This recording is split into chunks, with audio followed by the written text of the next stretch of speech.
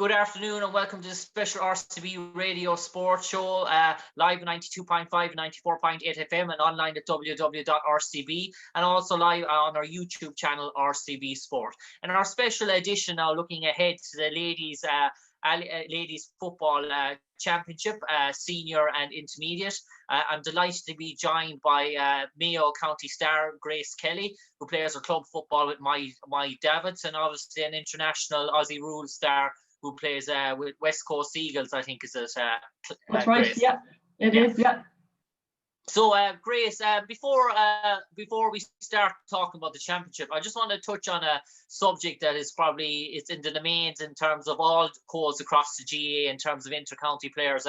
This year we saw a split sort of season in terms of once the league sort of obviously stopped due to COVID-19, players obviously got to go back to their clubs and intercounty players, and they weren't interrupted. They got to play full seasons, full training 3 or 4 nights a week with their club sort of players, and were able to see out their sort of club championships. And I suppose, Grace, for you being involved in Aussie rules for the last 2 or 3 years in Australian rules, and once the intercounty season was finished with Mayo, you'd probably be packing your bags and heading over to the sunny side of Australia. What has it been like spending that time with your own club, training with your own girls, some of them 17, 18-year-olds that you probably wouldn't even know or probably just heard the name, and training with them 2 or 3 nights a week and then preparing for club games and club championships? Probably a new experience and probably the first time in a while for you. And did you enjoy it? I absolutely enjoyed it. Yeah, it was brilliant. It's actually something that the structure, I just think it really suited the year this year, playing with the club, like having a set amount of time to play with your club and then going back to county. So if they could look at that for the future, it'd be brilliant, because we really enjoyed it, and I got to know club girls so much better this year than I did any other year. Like you got to know them at a personal level as well as on the field, because they were the girls that you were chatting with all the time. Like with county, I know those girls. I always knew those girls more than my club girls, a lot of the girls anyway. So it was great to have that quality time with them off the pitch as well and bonding with them. So it was really good to see the new girls, like the younger girls coming up as well, I suppose, and just to see them progress, and even like having a few words to them before the session, like few positive words can really boost their confidence as well when they hear it from, the older girls and from county players as well. And I just seen the progression in them in a few weeks, and it was fantastic. And some of them were our main players then this year. So we got to the county final this year, and I just felt like we gelled so much. So if they could look at that for the next year, and just for the future, it'd be brilliant, because so many players come on that way, and we'd have more into the county panel then as well. Would be brilliant. And I suppose, Grace, you mentioned that, and I suppose when you're involved with Mayo in terms of senior intercounty side, ladies football side, you're probably with work commitments and everything like that, you're probably training with them 2 or 3 times a week. And come championship around, you might make yourself available to the club manager probably a week before start of championship. And then trying to come in and play with girls that you haven't played with club-wise all year, and try and find that sort of a balance. Not only, I suppose, it's not hard for you, but for the girls to get used to playing beside you and sort of knowing your sort of traits and you knowing those sort of traits. It's almost coming in, walking the sort of a planking, sort of trying to make that positive impact. I suppose having training sessions where you can go through drills and routines and setups, and you're there 2 or 3 nights, the younger girls probably seeing the work you're putting in alongside the work they're sort of putting in. So obviously, as a club, it means you can hit the ground running from the off, I suppose. Exactly, yeah. As I said, the younger girls, like, to see their progression coming on was absolutely fantastic. And being around the club more, like we could go to under 16 and the minor games and their finals and everything, and just being there to support them as well and cheer them on, it really brought their confidence up as well. And it's just, the club is where it starts, so it's just so important to be able to go to the trainings. And last year and years gone by, we were in and out, and you feel a bit kind of awkward, to be honest, because you're there once in a blue moon, and you try to be there as much as you can, but with county commitments, and it's very hard to get to all of them. So it's hard on the club girls when you just see us coming once in a blue moon as well. So I really enjoyed it this year, and I really got to know them as well. So it was fantastic. Yeah, and I suppose, Grace, in terms of league sort of football for Mayo, it sort of finished obviously in relation to the COVID-19. You went back to sort of your club. As for a management perspective, looking on in terms of the Mayo Ladies Football Championship, you mentioned that all teams are probably motoring at full kill. She got to a county final. Because of that, have certain girls been added to the panel that weren't part of your setup before COVID-19 in terms of the league earlier on in the year? I suppose young girls just probably coming out of minor or stuff like that, and obviously hitting the ground running this year in their first year in terms of Ladies Football Championship. Have any of those sort of girls caught the eye of management that obviously big assets and probably coming into your squad now for the upcoming championship? Yeah, so during the COVID as well, our management, they had time to go to club games as well, so it was fantastic. They were able to see what talent was out there in Mayo, which they probably wouldn't have had time in other years as well gone by. So we have a few minor girls in with us this year, and they're really pushing the team on, and they really caught the eye of training. So it's great to have new faces in. So they brought in a few more. So we have a good panel of players now, and we're pushing each other on at training, and we're just so lucky to be still training at this stage. We're just grateful to be out there on the pitch and pushing each other on. Yeah, and I suppose, Grace, in terms of you mentioned there, you're probably back since I think the September the 14th was when most intercounty sides were able to go back. In terms of coming back to a setup, and you've probably a month probably to prepare for championship. I don't know, were you fortunate enough in the early few weeks of September to get one or two intercounty challenges in before the sort of restrictions came about at the moment? Because obviously you want to go into championship having one or two sort of games under your sort of belt. Otherwise, you're depending on in-house training games. And speaking to Carla Rhodes, she was fairly confident that in terms of Dublin, their in-house training games are like inter-county challenge games for them because of the depth and size of their panels. So in terms of that, how are you finding that in Mayo? Are you relying on your own in-house games to push you on, or have you been lucky enough in September? You don't have to tell me what teams you played, but in terms of getting one or two real quality inter-county games? Yeah, so at the beginning of September, yeah, we did have one or two challenges, so it was good to get them in, but we were meant to play Cavan there last weekend and that was called off, so I don't think there'll be any more challenges now with the restrictions and everything. But we've played in-house games, and to be honest, like what Carla said, our panel of players are fantastic. So those in-house games are just like challenge games you play against Dublin or Cork or any of the top teams. So it's just as physical and as speedy as other games. So we're getting all of the skills in during our games. So we're happy with our in-house games, and yeah, if we just keep battling and keep training away and try and keep the intensity up at training, hopefully we'll be set for championship. And ye have a bye in the first round, Carla. You're not out in October, the 31st weekend. 31st that weekend, so you've a bit of a wait till the first round on November the 15th. So obviously with the restrictions now, obviously you're going to really be dependent on those in-house games, because it's a good while away ahead for your first round of intercounty sort of championship action. So in terms of that, I suppose managing that sort of process as players and obviously as individuals, and we just see now in terms of what's happened today in terms of Wexford and everything like that's gone on with the Wexford hurlers and footballers. Now, I suppose there's a duty of care among those who are within that group, the 26, 27, to obviously to just basically dedicate their lives for the next 2 months for Gaelic football, because obviously all it takes is one setback and obviously everyone will suffer then. Exactly, yeah. So if any of us girls, we have to, whenever we're going about our daily lives, we have to think of the whole panel. Like it's not just ourselves or our immediate family, we have to think of the whole panel. So if we do anything out of line, or if we don't adhere to the rules, you're letting down your whole team. And So we have to be, we have to be strict on ourselves really and adhere to the rules. So we've got protocols there that asked us. So whenever before training, we'd be wearing masks all the time. It's only when we're on the pitch that we won't be wearing masks. And obviously I go with my sister Neve to trainings, but I wouldn't be in a car with anybody else. So we're being as strict as we can and just to limit it as much as possible. So we'll have to keep doing that now until our first championship game. Yeah, and I suppose Grace, you mentioned that sort of first sort of championship game, and I suppose in the run into that, I suppose everything is going to be crucial in terms of nutrition, diets, your own sort of exercise plan and program.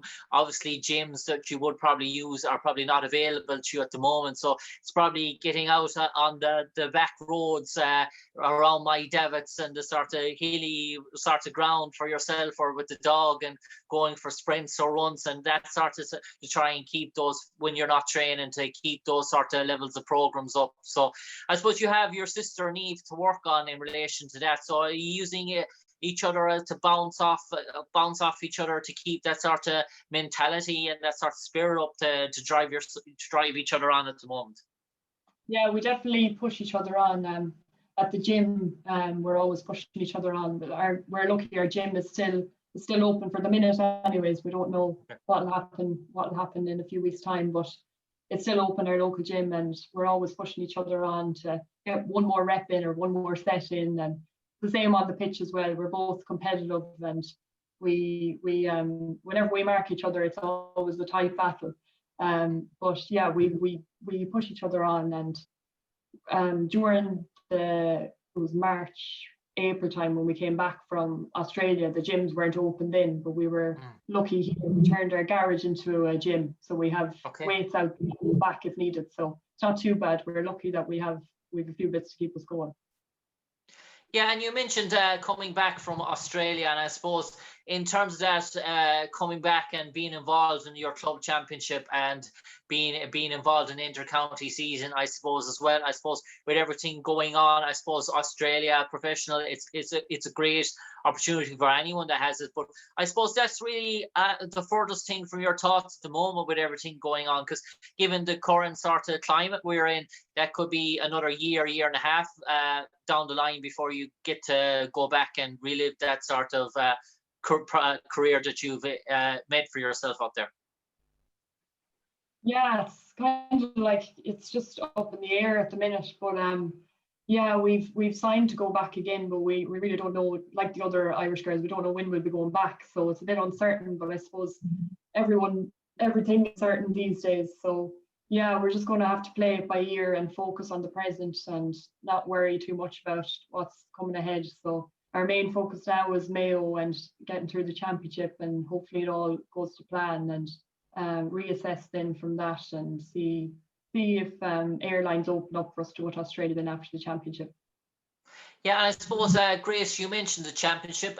You're in group 4 with Armagh and Tyrone, 2 northern sides. I suppose in terms of ladies football, in terms of Tyrone and Armagh, I suppose it's very different. I suppose in playing southern teams, they're traditionalists and they like to sort of build up from the back and put it through the phases, a sort of a running game and work the ball up the field. And I suppose you're playing 2 sort of similar sort of northern sides in terms of that.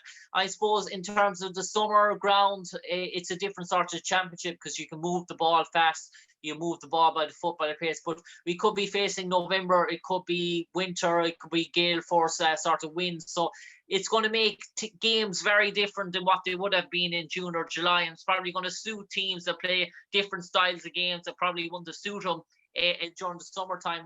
They're probably a lot more dangerous now in the winter time because obviously their game might be an advantage towards that.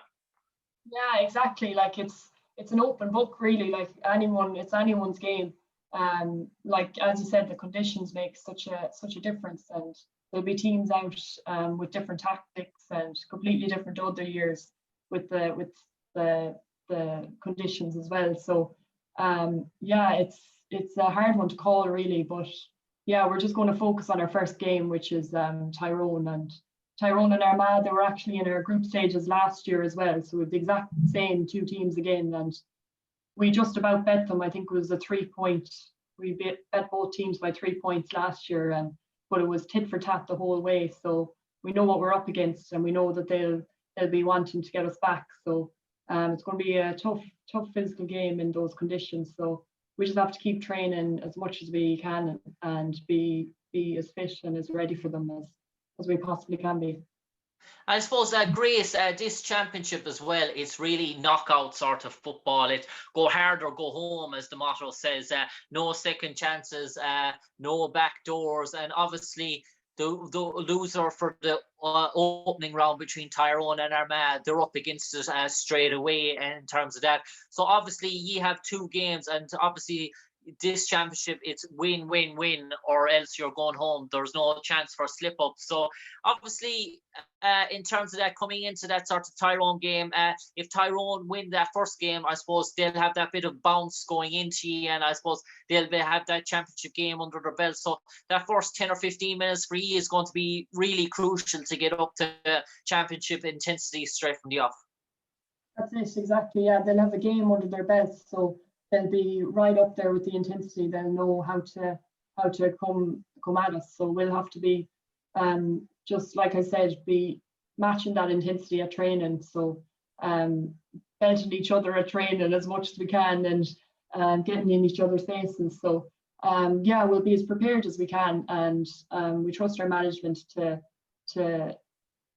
we trust their decisions and what they'll do with us and how we'll prepare for it. So yeah, we'll continue to play as we are and play our in-house games, and we'll be ready, hopefully. And I suppose, Grace, you'll be ready as the tone that coming out of that. But you have 2 games to finish in, and in terms of that, if you win those both, you're into an All-Ireland semi-final. You play the winners of Dublin, Donegal, and Waterford. That sort of group there. So it's Group 3 versus Group 4 in the semi-finals, and Group 1 versus Group 2.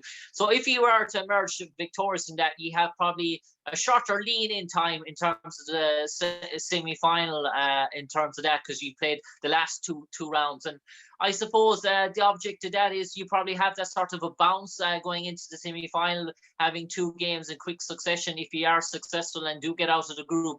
While I suppose the All-Ireland defending champions, I suppose Dublin, obviously it's no foregone conclusion that they will come out of their group, but they'll be tipped by many. They're playing the first 2 rounds and they have a bye in the last sort of round. So obviously they'll have that bit of extra sort of rest, but obviously then they won't have that game nearer towards the semi-final as well. So I know you're taking it 1 game at a time, but just my question about it is, do you think it's an advantage to have a game so close to the semi-final, or do you think it's a bit of advantage to have that bit of layoff before the semi-final and go through a few things and regroup and get resettled, or is there nothing beats a game and coming through a good game so close to a semi-final?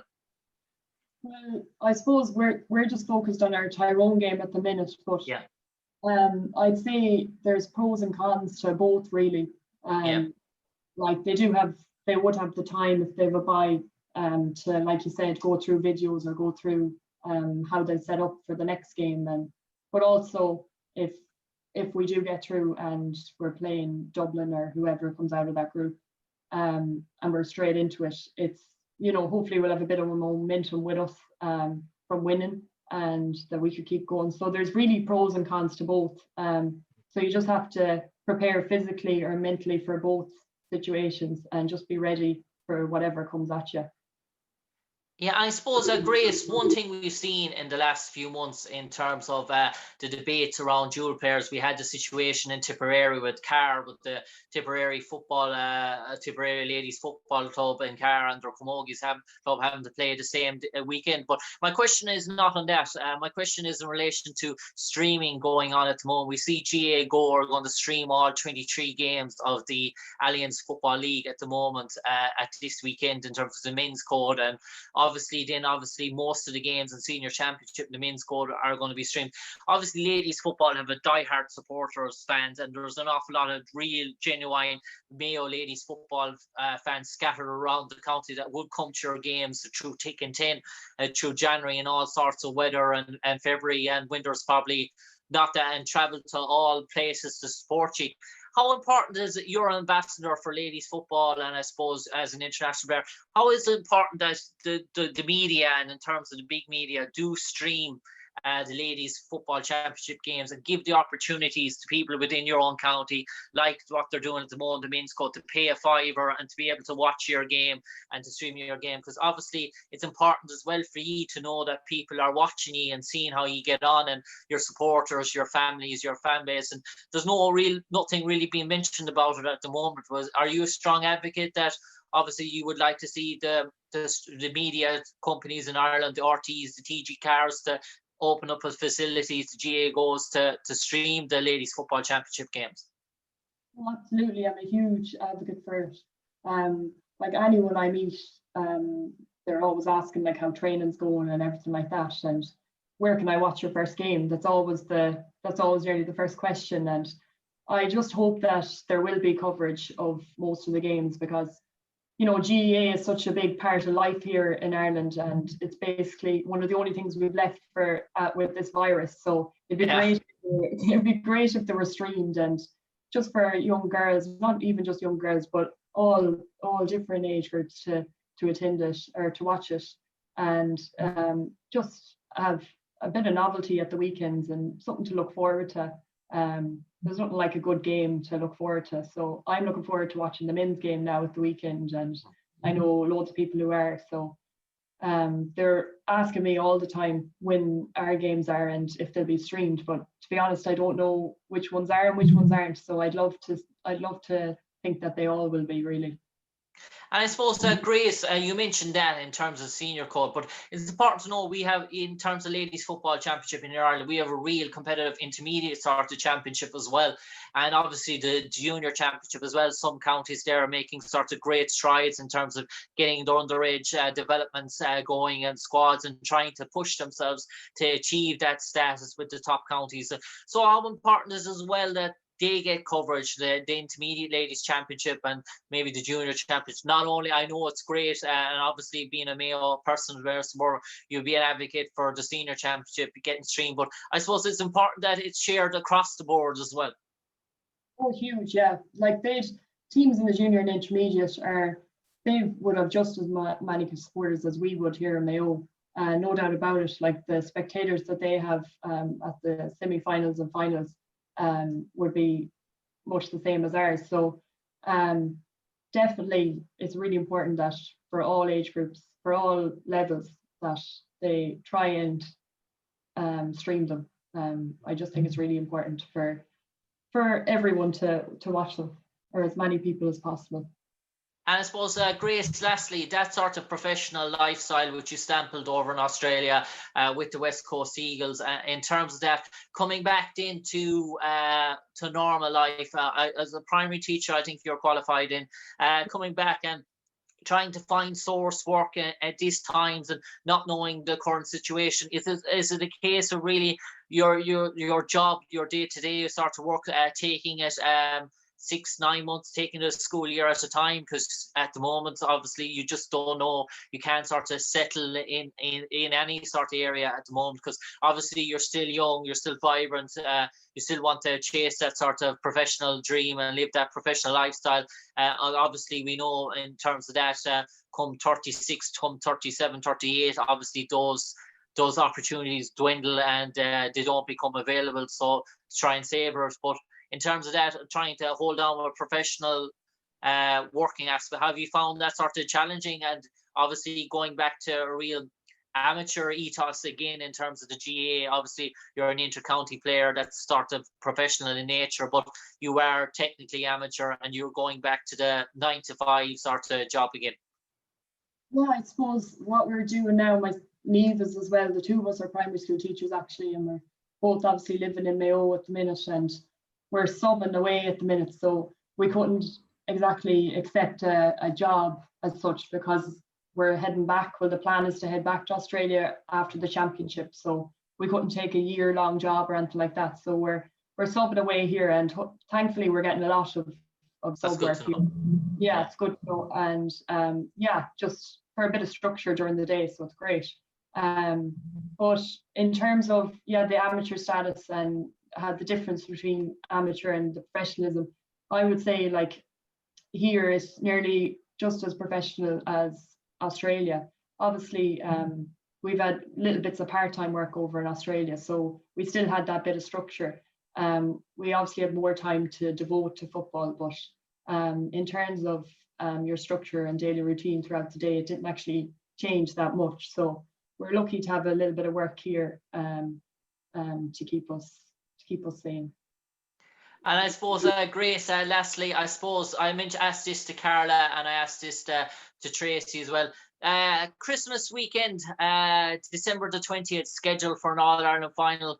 How does that sound? Obviously, it could be snowing 2 days beforehand. That week you're normally going out, getting the turkey, preparing the vegetables for the Christmas sort of dinner and getting the belly ready for a sort of a feast and putting the feet up beside a sort of warm fire.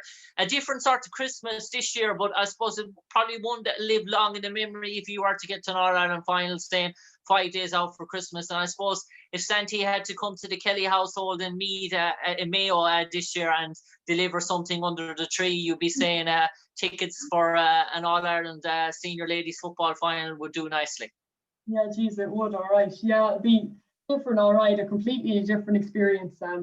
Hopefully I'll be a bit fitter coming into Christmas this year than other years, so it'll be a lot different. But yeah, as we said, we'll just try and be as prepared as possible and try and just focus on one game at a time and see how we get on. And yeah, we're looking forward to it, and hopefully we'll get on well this year.